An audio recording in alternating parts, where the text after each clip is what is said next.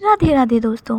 आज मैं आपके लिए वो सत्य घटना लेकर आई हूँ जिसे सुनने के बाद आपको भी ये पता चल जाएगा कि अच्छी और बुरी आत्माएं हमसे क्या कहना चाहती हैं। वीडियो बहुत इंटरेस्टिंग होने वाला है, तो वीडियो को अंत तक ज़रूर देखें। चैनल में नए हैं तो वीडियो को लाइक, चैनल को सब्सक्राइब और कमेंट में राधे राधे लिखना ना भूलें। तो चलिए शुरू करते हैं। ये जो भूत प्रेत से जुड़ी घटनाएं हैं वो किसी के साथ भी घट सकती हैं। किसी भी आम इंसान के साथ, किसी भी सेलिब्रिटी के साथ, किसी के साथ भी नेगेटिव एनर्जी जुड़ सकती है। अभी तक तो आप समझ ही गए होंगे, पर क्या आपने कभी ये सोचा है, क्या आपके दिमाग में ये प्रश्न कभी उठा है कि ये जो नेगेटिव एनर्जी आम इंसान के साथ जुड़ती है, क्या वो किसी साधु संत महात्मा के साथ भी घटती है? क्या उनके साथ भी ऐसा कुछ होता है? जी हाँ दोस्तों, आज मैं आपके लिए जो सत्य घटना लेकर आई हूँ वह सत्य घटना प्रेमानंद जी महाराज यानी पीले बाबा, जो आजकल इंटरनेट पर बहुत छाए हुए हैं, उनके जीवन की अजीब और गरीब घटना की सच्ची कहानी लेकर आई हूँ। दरअसल प्रेमानंद जी महाराज के बारे में आप लोग इतना ज़्यादा नहीं सुने होंगे, लेकिन मैं अगर आपको बताऊं कि ये वही महाराज हैं जो वृंदावन में रहते हैं और अभी कुछ दिनों पहले विराट कोहली और अनुष्का शर्मा इनके आश्रम में इनके प्रवचन सुनने गए थे, तो आप विज़न क्लियर हो जाएगा कि मैं किन की बात कर रही हूँ। ये एक ऐसे महाराज जी हैं जिनकी दोनों किडनियां खराब हैं। ये इतने महान हैं, इन्होंने अपना ट्रांसप्लांटेशन के लिए मना कर दिया। इन पर स्वयं राधा रानी की कृपा है। इन्होंने एक किडनी का नाम राधा और दूसरी किडनी का नाम कृष्ण रखा है। एक बार की बात है, महाराज जी रात में अपने आश्रम से टहलने के लिए बाहर निकले। कुछ दूर चलते ही उन्होंने देखा एक टूटा फूटा वीरान पड़ा हुआ बहुत ही पुराना खंडर था।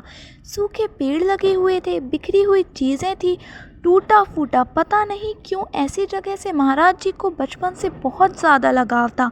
उन्हें खंडर, पुरानी चीज़ें, टूटी फूटी चीज़ें, टूटे हुए वृक्ष काफ़ी ज़्यादा आकर्षित करते थे, तो उन्हें ये देखकर बहुत अच्छा लगा। थोड़ी देर बाद वे आश्रम लौटे और अपने साथ के साधु संतों से बात की और कहा कि मैं आज रात वहीं खंडर में सोना चाहता हूँ। तो जितने भी साधु थे वहाँ, उन्होंने उनकी ये बात सुनी। उन्होंने रुका और कहा कि वहाँ मत जाना, वो ठीक जगह नहीं है। वहाँ पर लोगों को अजीब और गरीब तरह के आभास हुए हैं, वहाँ से दूर ही रहो, वो ज़्यादा अच्छा रहेगा। पर महाराज जी ने कहा कि नहीं, क्या हो जाएगा, मैं तो हर समय प्रभु का नाम जाप करता हूँ, मेरा क्या ही कुछ बिगाड़ लेंगे ये, और मेरे पास ऐसा क्या ही है जो मुझसे छीन कर ये ले जाएंगे। मैं आज रात को वहीं जाऊँगा और पूरी रात वहीं बिताऊँगा। ये बोलकर वह निकल पड़े। लोगों ने उन्हें रोकने की बहुत कोशिश की, पर वह मन से हर समय भगवान का आचरण करते, मन में भगवान का उच्चारण करते हुए उस वीरान खंडर में प्रवेश कर गए। महाराज जी हमेशा मन में बस प्रभु के मंत्र का उच्चारण करते रहते थे, कभी भी शांत नहीं रहते थे। वह अपने साथ एक टॉर्च और एक घड़ी ले गए थे कि उन्हें समय का पता चलता रहे। वह चलते हैं और अंदर एक जगह देखते हैं, उससे साफ करते हैं और वहाँ पर लेट जाते हैं। कोई तकिया, कोई साधन नहीं, कुछ भी नहीं। उनकी जो जटाएं थी, उन जटाओं को ही वह तकिया बनाते हैं और प्रभु के मंत्र का उच्चारण करते हुए सोने का प्रयास करते हैं। फिर होता क्या है कि बस 10 मिनट बीतते हैं और अचानक से उनको ऐसा आभास होता है कि कोई आया और उन्हें ज़ोर से दबाने की कोशिश करता है, उन्हें जकड़ लेता है। उन्हें लगा कि ये क्या हो सकता है। वो एकदम से उठ गए और अभी भी मंत्रों का जाप उच्चारण कर रहे थे, और मन में सबसे पहली चीज़ यही आई कि ये कैसे हो सकता है, मैं तो ईश्वर का नाम ले रहा था। फिर ऐसी कौन सी बुरी आत्मा है जो मुझे ऐसे जकड़ सकती है। ये उठे और अपनी टॉर्च निकाले और देखने लगे। उन्हें वहाँ कोई भी नहीं दिखाई दिया। फिर मन में उन्हें लगा कि सच में कोई चोर लुटेरा तो नहीं आ गया, पर वहाँ कोई भी नहीं था।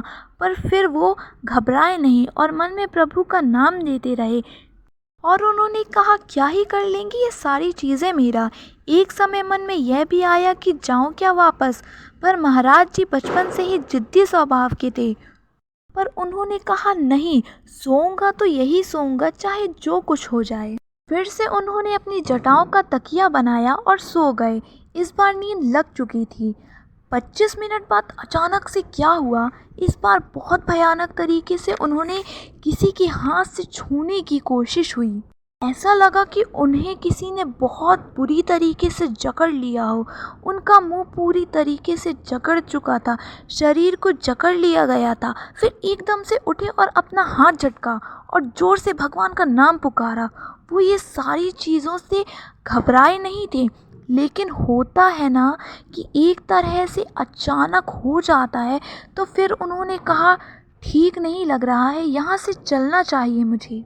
और उन्होंने कहा, चलते हैं, अब वापस आश्रम में ही जाके सोएंगे।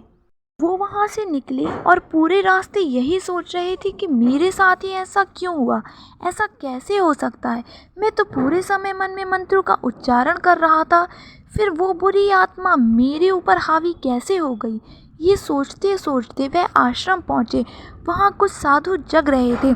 महाराज जी को देखा और पूछे, इतनी रात में आप यहाँ क्या कर रहे हैं। उन्होंने सारी बातें बताई। साधु लोगों ने कहा, हमने तो आपको पहले ही मना किया था कि वहाँ मत जाइए, वो जगह सही नहीं है। हम भी वहाँ कभी नहीं गए। हमने बहुत सुना है कि वहाँ बुरी आत्माएं रहती हैं, वहाँ साए हैं। आप वहाँ क्यों गए, वह जगह सही नहीं है। तो प्रेमानंद जी महाराज ने वहाँ से एक चीज़ सीखी और जानी कि वो मन से जो पवित्र थे, वो भगवान का नाम ले रहे थे, वो मन से मंत्रों का उच्चारण कर रहे थे, फिर भी उनके पास इस प्रकार की आत्मा आई और उन्होंने उसे जकड़ लिया और महाराज जी के ऊपर हावी हो गई।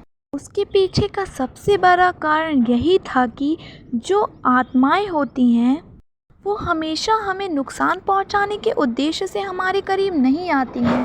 दुनिया में दो तरीके की आत्माएं होती हैं, एक अच्छी आत्मा और एक बुरी आत्मा। बुरी आत्माएं हमारे ऊपर हावी होकर हमें नुकसान पहुंचाना चाहती हैं, लेकिन जो अच्छी आत्मा होती है वो हमारे ऊपर और हमें इसलिए परेशान करती है क्योंकि वह हमारे द्वारा मोक्ष पाना चाहती है। इसलिए शायद वह गुरुजी के ऊपर हावी हुई थी, क्योंकि वह चाहती थी कि गुरुजी उसे मोक्ष दिलाएं। और कभी अगर आपके पास बुरी आत्माएं भी आती हैं तो आप बिल्कुल ना घबराएं, बस ज़ोर से प्रभु का नाम लें और जो भी बुरी आत्मा होगी वो आपसे दूर चली जाएगी। इस समय घबराना नहीं चाहिए, क्योंकि जो घबराहट और डर होता है वो और हावी हो जाता है हमारे ऊपर। इसलिए हमें कभी भी घबराना नहीं चाहिए, हमें उसका डट के सामना करना चाहिए और प्रभु का नाम लेना चाहिए। राधे राधे।